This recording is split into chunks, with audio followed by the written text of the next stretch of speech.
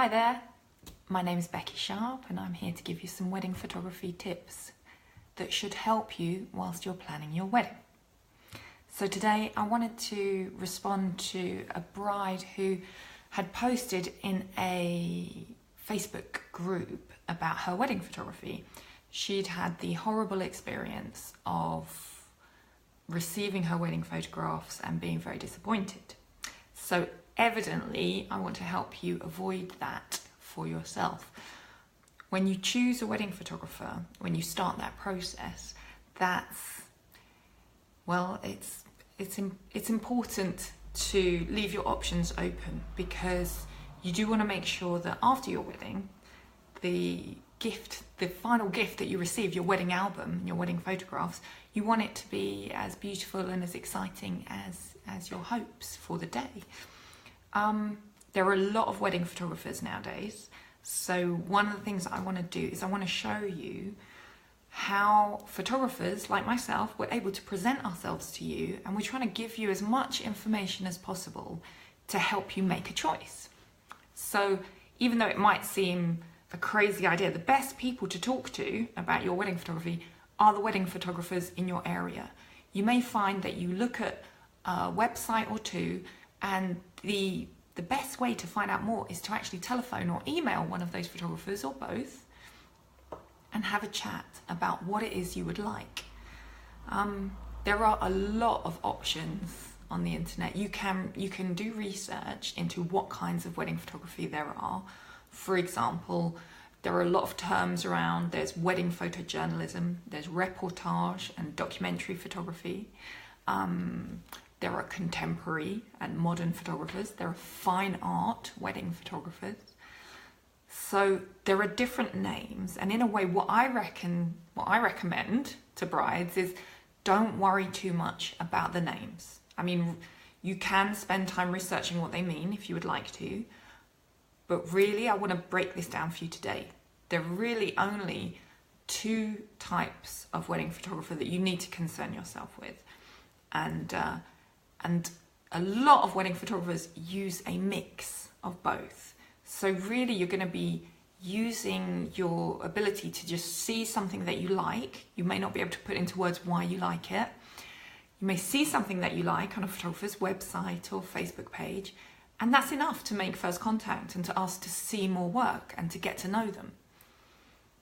The wedding photographer for your wedding is not just going to be someone who gives you an album. Your wedding photographer is going to be with you on your wedding day.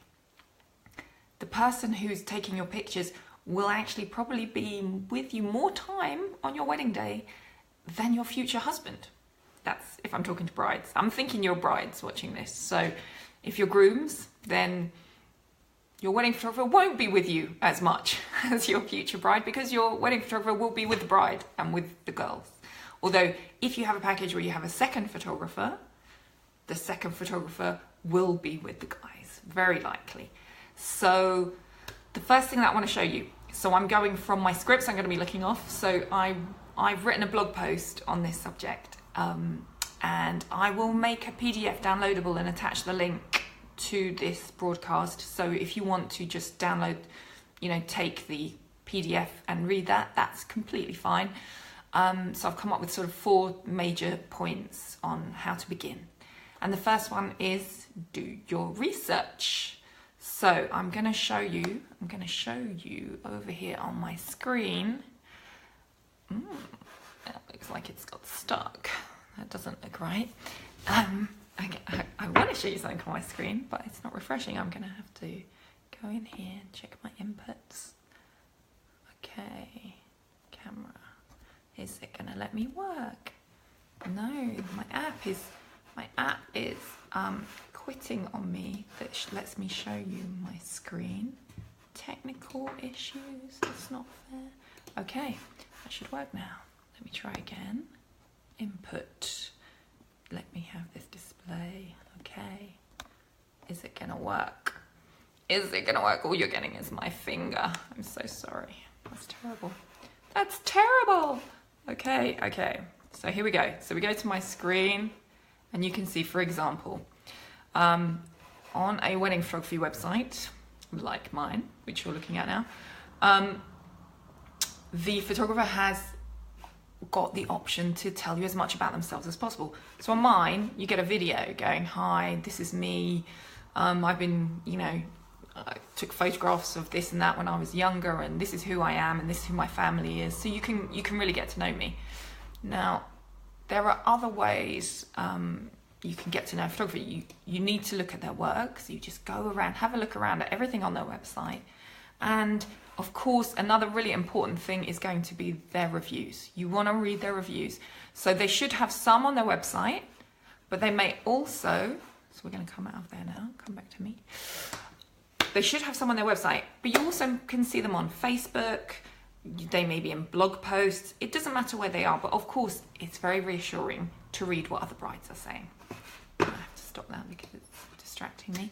So your research really is web-based. I mean, if you're using the internet in the modern age, I think we all are, then you will have a website for a photographer. You will have, oh, I should go back a step, shouldn't I? I'm being silly. Okay, what's the best way to begin to look for a wedding photographer? It's by the area. So if you are a destination bride, if you are getting married in Malta or Mexico or Spain, anywhere, or Portugal, outside of Europe, it doesn't matter where you're going, you can Google the area name and wedding photographer. So if you are getting married in Marbella, you would look for a wedding, type in wedding photographer Marbella, and the best options are going to come up for you, not only from Google Maps, but also from destination photographers who want to work there. So you should get a range of people. That's the first thing you're going to want to look at. You're going to want to look at who's local, who's a destination photographer, and who is nowhere near, but for some reason they've popped up in your results. You're also going to, even before you click on their link, you're going to be able to see quite a lot of information about where they are, what they're saying they offer, and if they're in your area. If it's your local area, let's say you're in Kent, and you say wedding photographer Kent, Google's going to offer you quite a lot of options to already be going on with. You can use Facebook as well. It's really handy. If you're in Facebook, the app, and you put in wedding photographer, it knows where you are. So it will offer you people who are local or relevant to you. But you can do it by area as well. Or I'm not sure if those kind of terms that you might want to put in, like best, I'm not sure if they really bring up people who are fantastic. I'm not sure who would want to go for words like that. So usually it's by area, and it can be by style. So once we get onto style, you may find that you want a wedding photojournalist. You may realise that's exactly what you want. It's always what you've dreamed of. You're only going to look at people who say they are wedding photojournalists. You alternatively might want someone who says there's something different. So I suggest, I'm checking my notes, I suggest you check out Google. You look at several websites. I mean, you need to look at least 10 to 15, and they don't have to be the first page of Google. They might be people who are further back in the pages. You get a couple of sentences, read about people in a personal way. You're going to spend the day with this person. They're going to have a lot of influence over how happy you are after your wedding, looking back at the wedding day. I'm losing my voice. So this is my first Facebook Live. I've never done this before. So the nerves are making me lose my voice, I think. A lot of photographers that I hear from, I mean, I'm in photography groups, and it's lovely that we all support each other. People are at different levels in their photography. Somebody might have been being a photographer professionally for a year or 2 years, and they're at one level. Somebody might have their job that they do in the week, but they shoot weekend weddings. They're someone that I would say hasn't quite made that step to being a full-time professional photographer yet. Then there are photographers who've been photographers 10 years, 15 years, 20 years. They may not be a wedding photographer. They may be a photographer. I would definitely say to you, do not book a photographer for your wedding. Book a wedding photographer. The reason is because I have done both. As a photographer, we have the luxury of time, lighting, a lot of planning and preparation to take photographs. So someone who can take fantastic photographs of a building or a baby portrait, a commercial job, they will be a fantastic photographer. But if they've not been shooting many weddings or been shooting weddings for years, it's a very different thing. So wedding photographers and people who've been shooting weddings for some time are familiar with everything that goes into it, what the bride's priorities are going to be, and how to look after the bride's needs. So I would just say, don't Google photographers in your area, Google wedding photographers. It's a hugely different thing. And if it's a photographer and they've never done weddings before, that's okay. You just need to ask them, how many weddings have they shot? And you know, if it's a number like less than 10, be worried and wait until they've shot, you know, a few more. 10 is probably about okay, actually. It's just people need to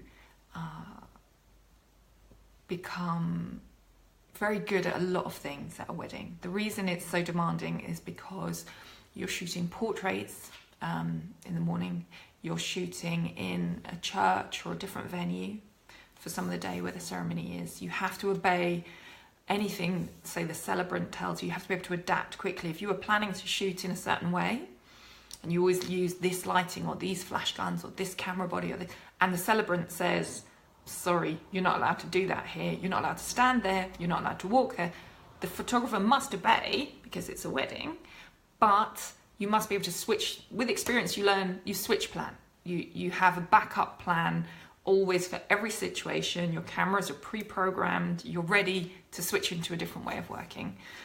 So a wedding photographer will have had that build-up of experience so that no matter what happens during the day, your wedding photography is protected.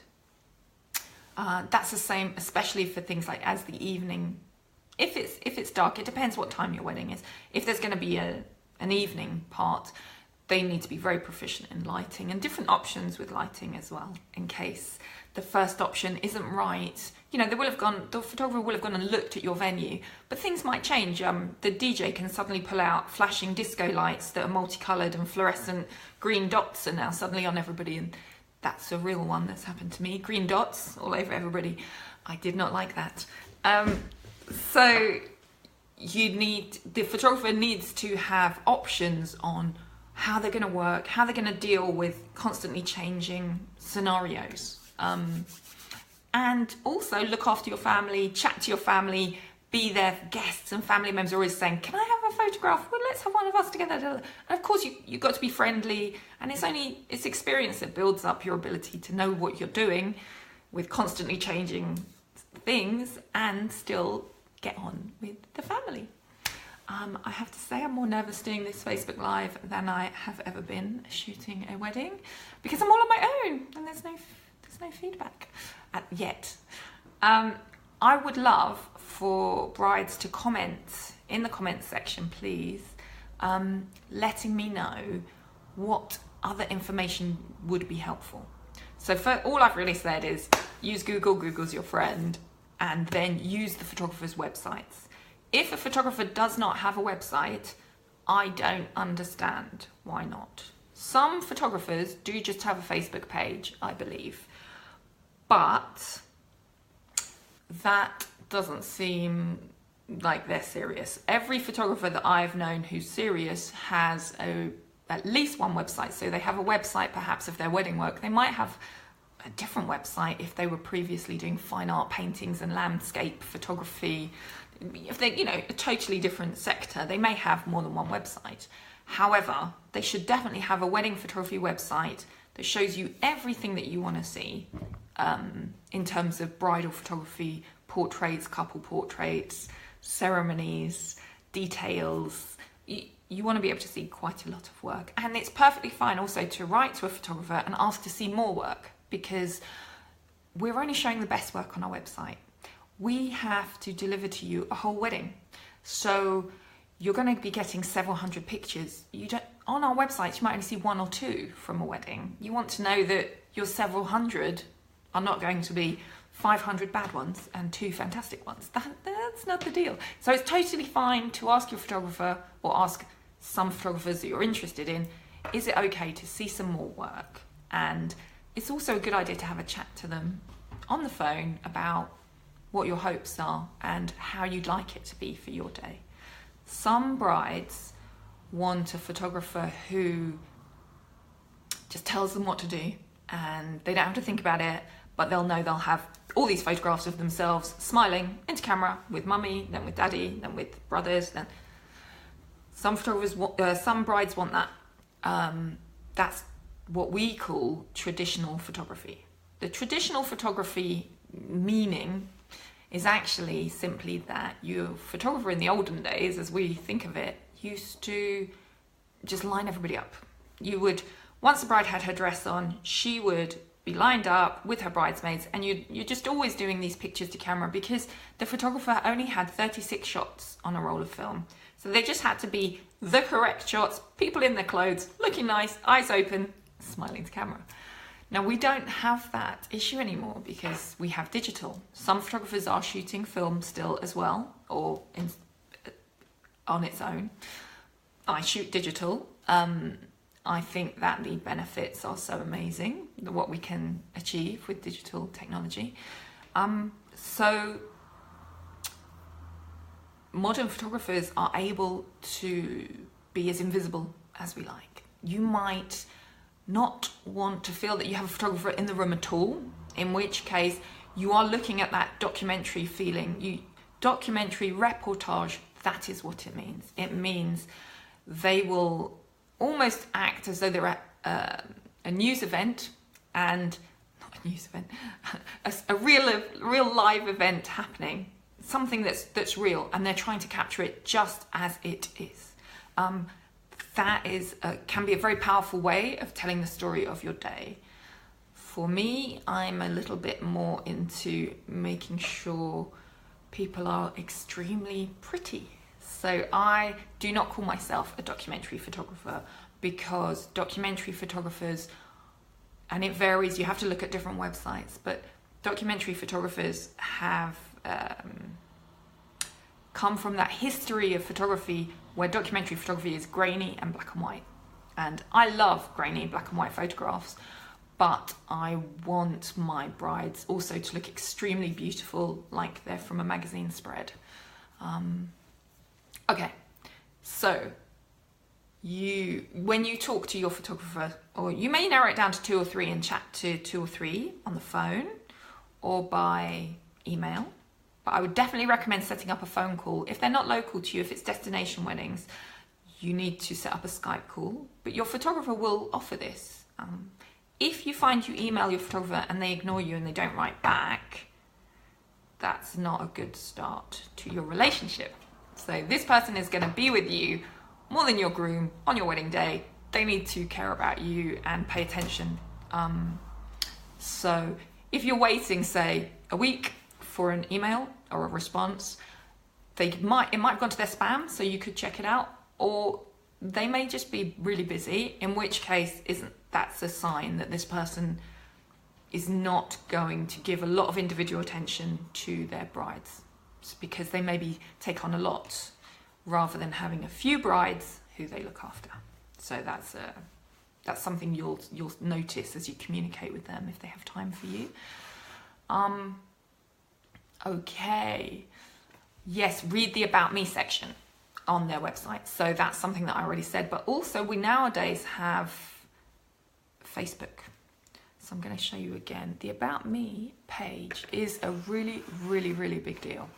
And some photographers are too scared to actually do one, which to me seems crazy, because it's the best way to help a bride start to know what she wants. Now, I don't mind at all if a bride looks at my About Me page and goes, oh no, that's not right for me. I don't like her at all. That's okay, because then she has saved herself a lot of time communicating with me, and she has saved me a lot of time. What would have been the point of us getting all to know each other, talk about the wedding, talk about how it's going to be, and then we meet and she decides that? It's really fine. So I try to give as much information as possible, which is why I have a video, which kind of gives my history. So